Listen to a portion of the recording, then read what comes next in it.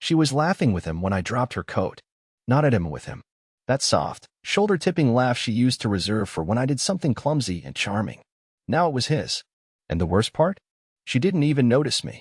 He leaned closer, whispering something behind the edge of his champagne flute, and she responded with that breathy, "Oh my God," stop, followed by a hand on his wrist. I was maybe 10 feet away, standing there like the decorative plant next to the candelabra. The ball had just started. Lights still warming up. People still arriving. And already, I was witnessing the opening scene of something I wasn't invited to. I didn't say anything. Not then. I just stooped, picked up the coat she'd tossed on me like I was staff, and watched her flirt with a man whose name I still don't know. They were in the middle of the entrance hall, right under the golden archway.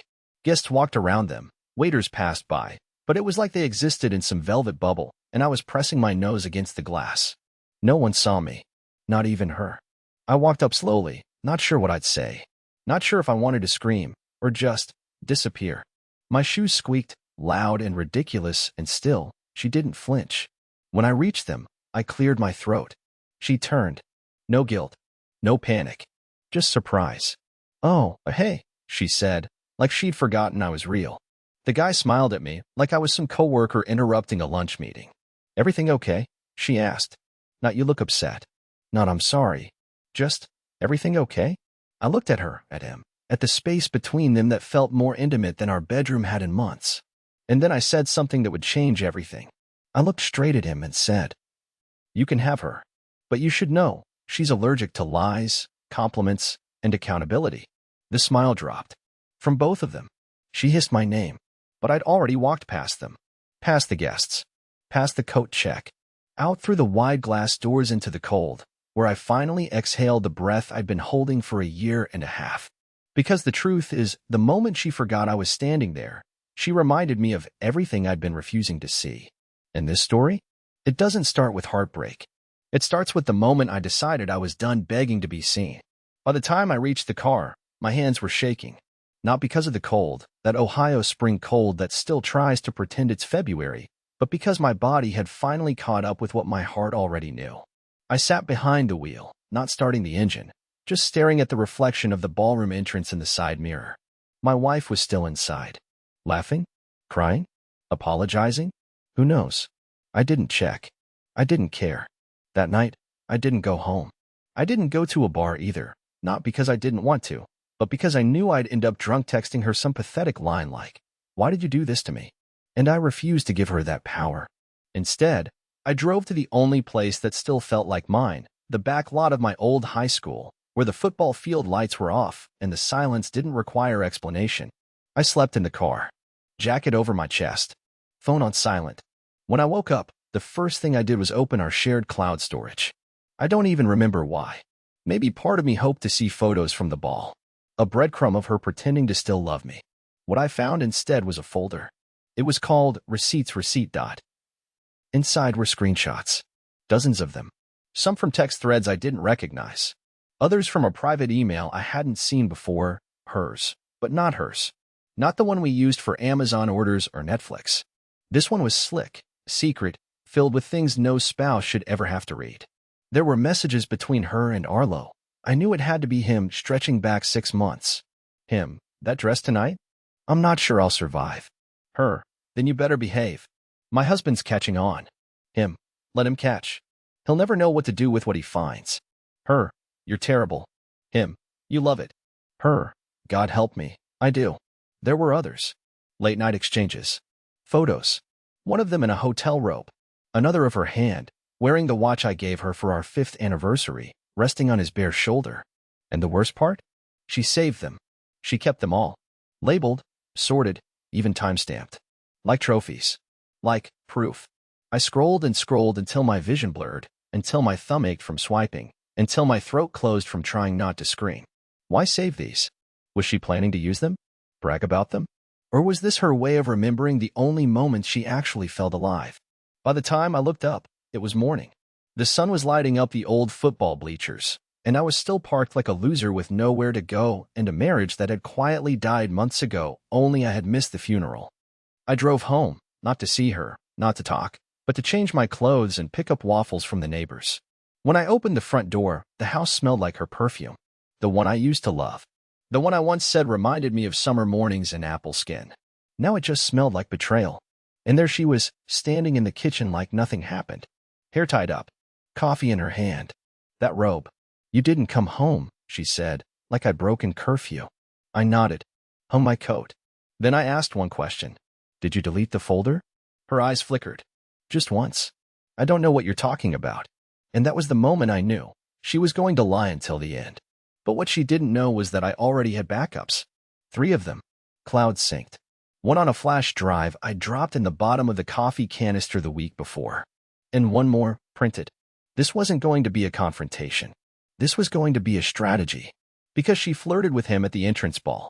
And I walked up, yes. But now? Now I was done walking.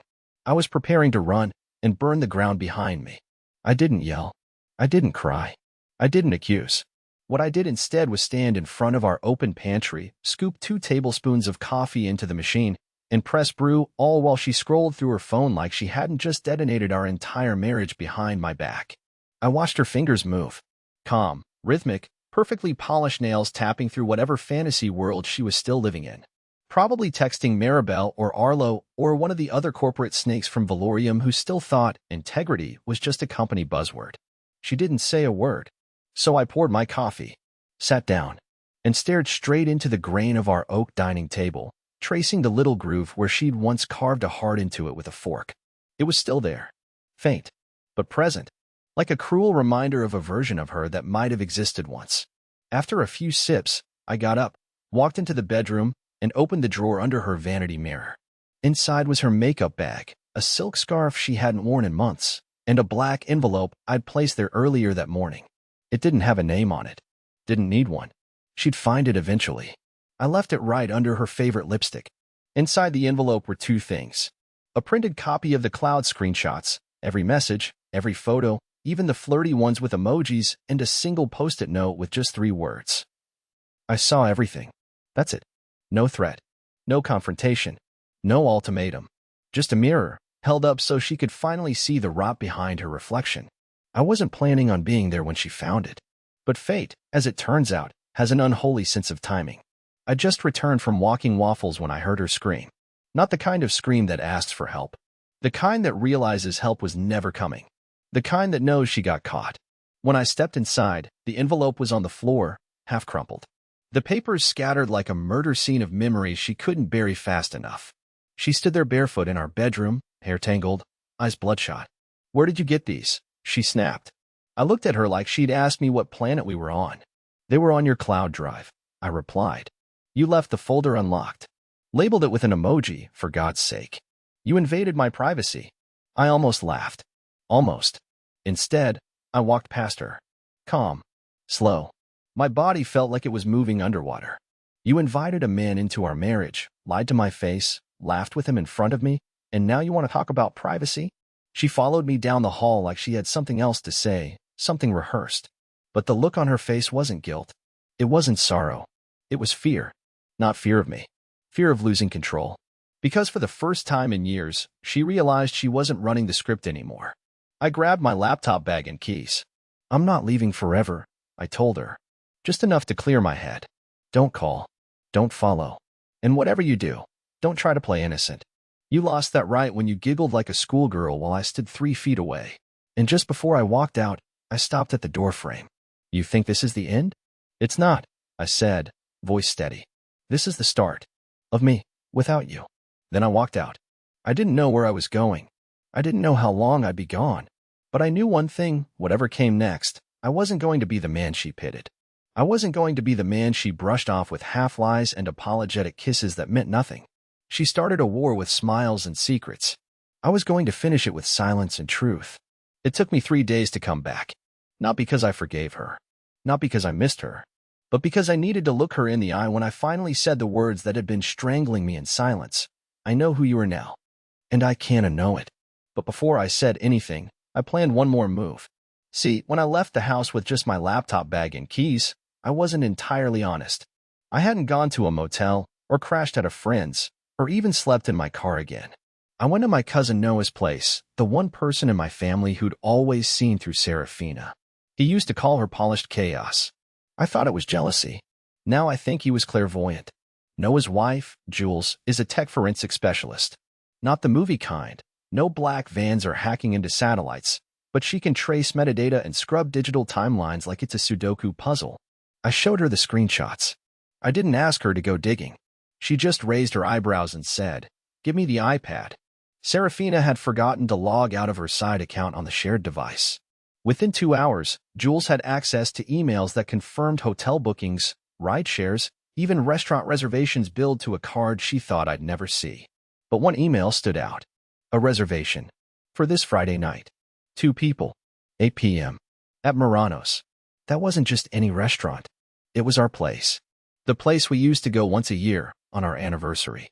The place where I'd proposed to her in a rainstorm after the waitress spilled red wine on her white dress, and she just laughed like nothing could ruin us. She was taking him there.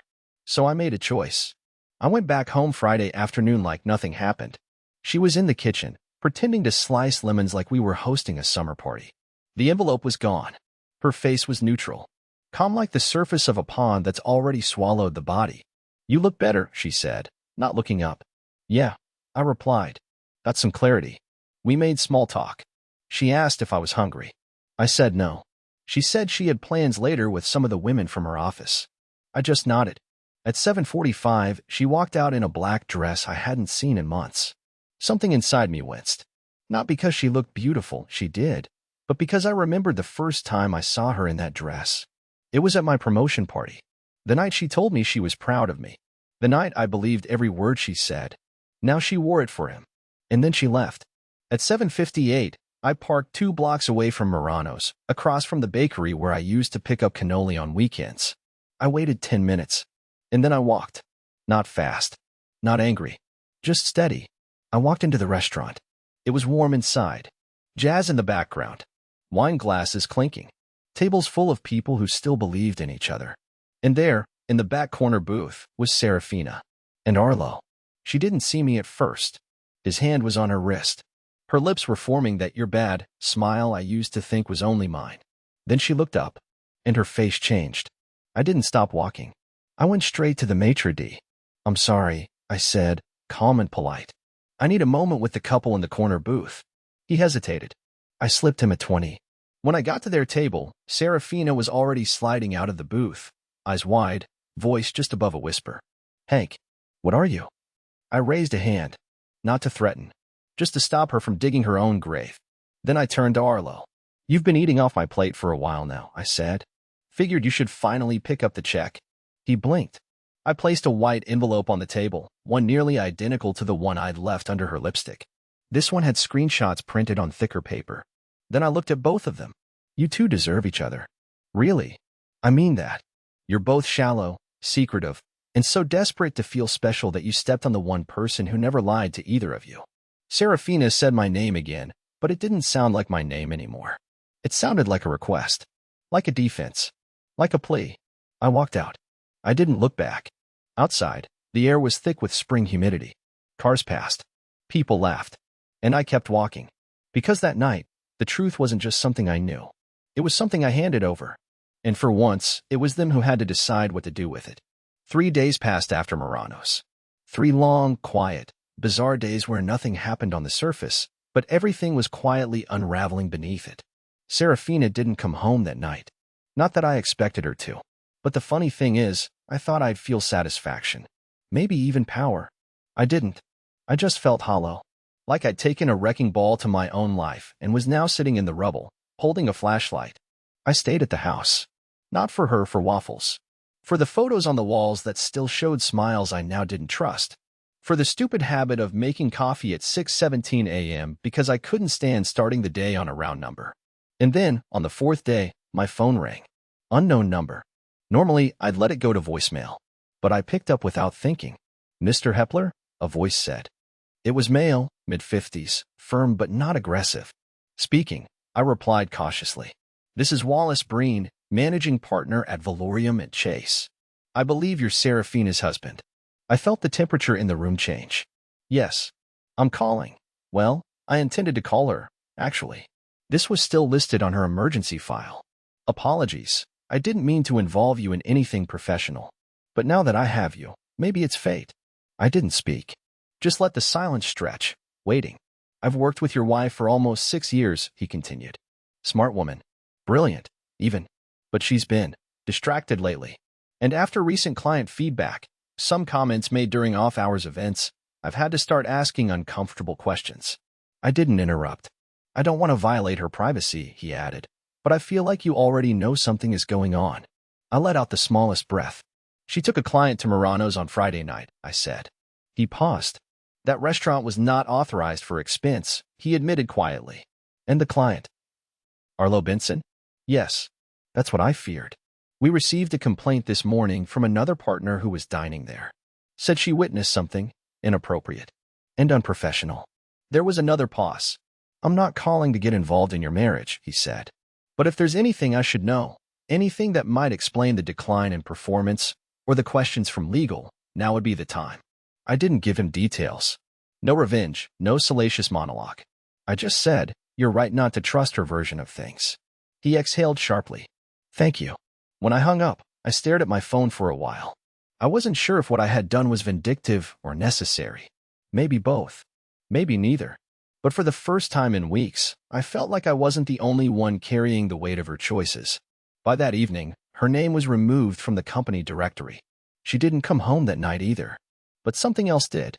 A package delivered in a brown padded envelope, addressed to me with no return label. Inside was a single USB drive.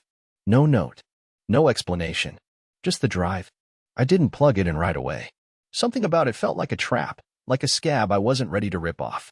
But eventually, curiosity broke through my caution. I booted up my old laptop, the one that had no internet connection, the one I used to store backup files for my freelance contracts, and slid it in. There were 5 video files, each marked with a date, each no longer than 2 minutes. Security footage. Hotel hallway cameras. I watched them one by one. Serafina. Arlo. Same floor. Same rooms. Different nights. One showed them laughing as they waited for the elevator. Another showed him entering her room at 11:08 p.m. None were explicit, just context. Just confirmation. It wasn't the affair that hit me hardest. It was the look on her face in the footage, casual, carefree, like she was doing something as ordinary as brushing her teeth or sending an email. No hesitation. No fear. As if lying to me was routine. As if I never mattered. I still don't know who sent it. Maybe her boss. Maybe one of her colleagues trying to cover themselves. Maybe Arlo's wife, assuming he had one. But it didn't matter. What mattered was this. She wasn't just reckless. She was comfortable in the betrayal. And comfort only comes from habit. So I backed up the files, locked them in a safe folder, and sat in the dark for hours, feeling the pieces of myself I used to like slipping away. I wasn't sad anymore. I was something worse. Empty. And the scariest part? That emptiness was starting to feel normal. It was a Tuesday. Cold. Quiet. The kind of day that doesn't really register until something happens to mark it. And Serafina came back home like nothing had cracked open between us. I heard her key in the door around 8:45 p.m. She stepped in slowly, like she wasn't sure what version of me she'd find on the other side. The lights were dim. The house smelled like microwave soup and dog shampoo. I'd bathed Waffles that afternoon, more for distraction than hygiene. He perked up when the door creaked open but didn't run to greet her. Neither did I. She hovered by the entryway in her coat, holding her handbag like a shield. Her face was drawn but polished, hair-brushed, lips slightly tinted, like she'd rehearsed this return in front of a mirror, perfecting the expression somewhere between guilt and innocence. Hey, she said, barely above a whisper. I was seated on the couch, laptop closed, Waffles curled next to me like he sensed the tension would escalate. I didn't speak. I just looked at her, not the way I used to, not like she was mine. I looked at her like she was someone I used to know but couldn't quite place anymore. She stepped in further, setting the bag on the counter. Her heels echoed unnaturally loud in the quiet house. I didn't know if I should come back, she said. I didn't know if you'd want me to. Still, I said nothing. Because everything I had once wanted no longer seemed to matter. I was past the wanting. I had entered the watching phase, where you no longer hope someone explains, because you already understand too much. Okay, she exhaled, setting her jaw. I guess you're not talking. Finally, I spoke, slowly, deliberately. Talking would imply you deserve a conversation. She flinched, just slightly, then nodded, accepting the first hit. I'm not going to deny what happened, she said, arms crossed. But you ambushed me in public. You humiliated me. I didn't deserve that. That was the moment something snapped in me, but not loudly. Not like glass shattering. Like ice cracking beneath your boots when you realize you've wandered too far from the shore. You're still so good at that, I said, making your betrayal about your feelings. She opened her mouth, then closed it again. You flirted with him right in front of me, I continued. Like I didn't exist. Then you lied, hid, stored every memory like a trophy. And now that someone finally called you out, you're not ashamed. You're offended. She shook her head. You don't understand. No, Serafina. I do understand. That's the problem. Her eyes glassed over then. Whether from shame, fear, or something less noble, I couldn't tell. But for the first time in this entire mess, she looked small. Not powerful. Not put together. Just cornered. She walked slowly toward the couch and stood across from me. I messed up, she said, voice breaking slightly. I know that. I don't expect you to forgive me overnight. But I didn't plan for this to happen. I tilted my head. You created a private email account, rented hotel rooms, booked dinners under aliases. You planned this better than our honeymoon. Silence. Then, do you want a divorce? I looked her dead in the eyes. No. Her breath caught, surprise flickering like a candle struggling to stay lit. I want the truth first, I said. All of it. No edits. No convenient omissions. The real timeline. When it started. How deep it went. What you were planning when you smiled at me across that dinner table last month and said you were just tired from work. She sank onto the ottoman across from me. Slowly. Carefully.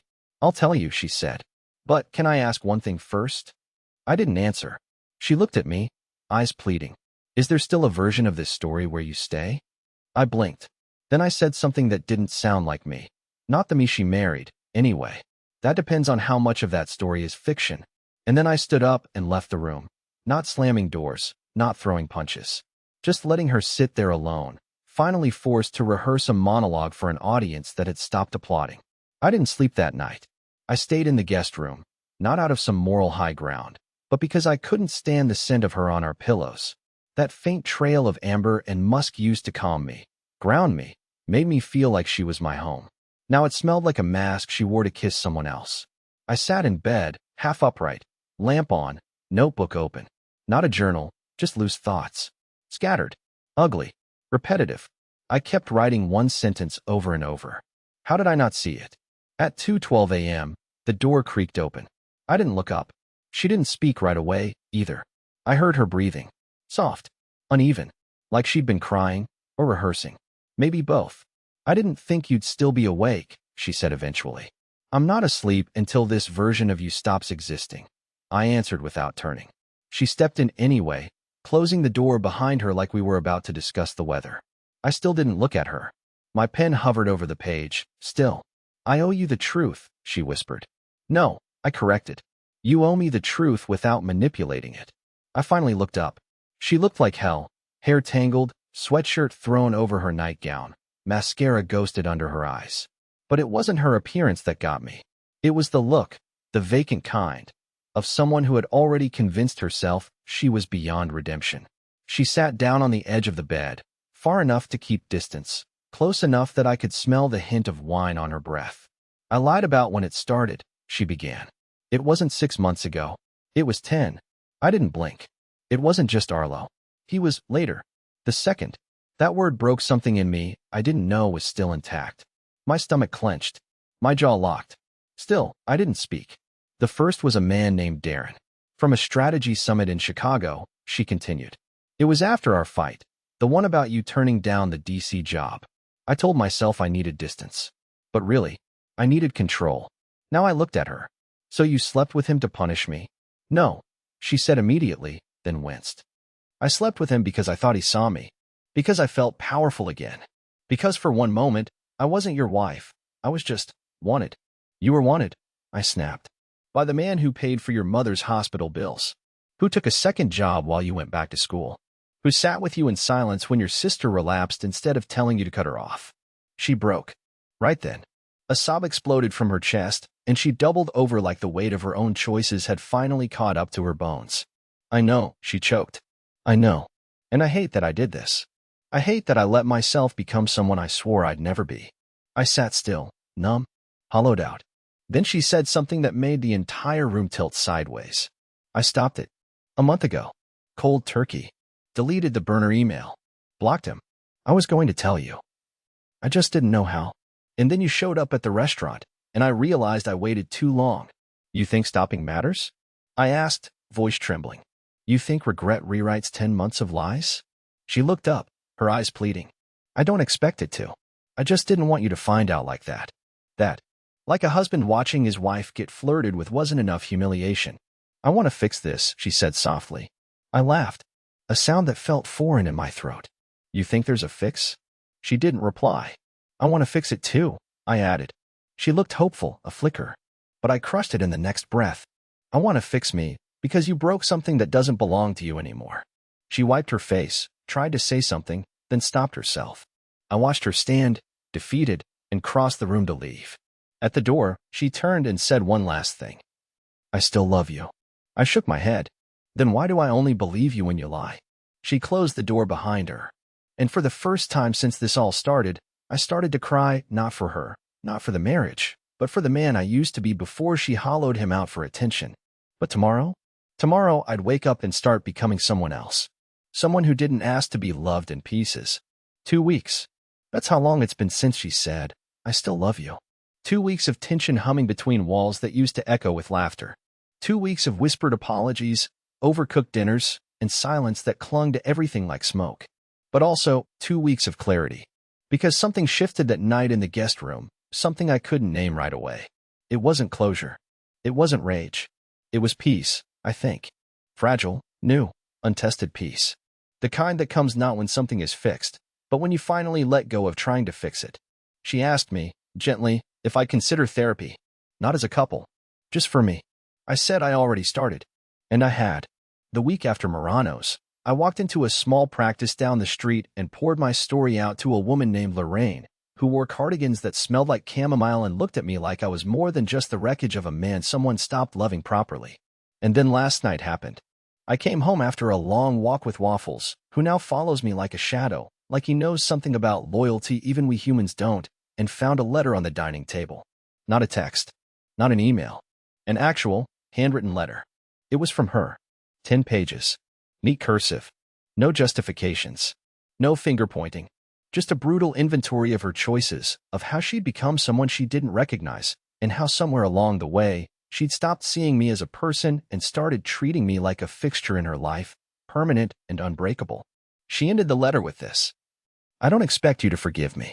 I just want you to remember who you were before I bent your world into my reflection. I hope you find him again. And I hope you let him live louder than I ever allowed. And for the first time in this entire painful journey, I realized I wasn't angry anymore. Sad? Yes. Changed? Absolutely. But free. This morning, I made us both coffee. Set hers down across from mine. No words. No promises. Just 2 mugs between 2 people who'd finally stopped pretending to be something they weren't. She looked at me, waiting. I said, I'm not staying, but I'm not leaving bitter. She nodded. Eyes shining, but no tears. I want you to be okay, she said. I will be, I replied. And you will too. We talked. Calmly. Like 2 people parting ways at a train station, not a battlefield. No blame. No venom. Just gratitude for what we'd once had, and acceptance that it wasn't enough anymore. I moved out the next day. Not in anger and choice. Rented a tiny 1-bedroom near the lake. Started jogging again. Let Waffles sleep at the foot of the bed without guilt.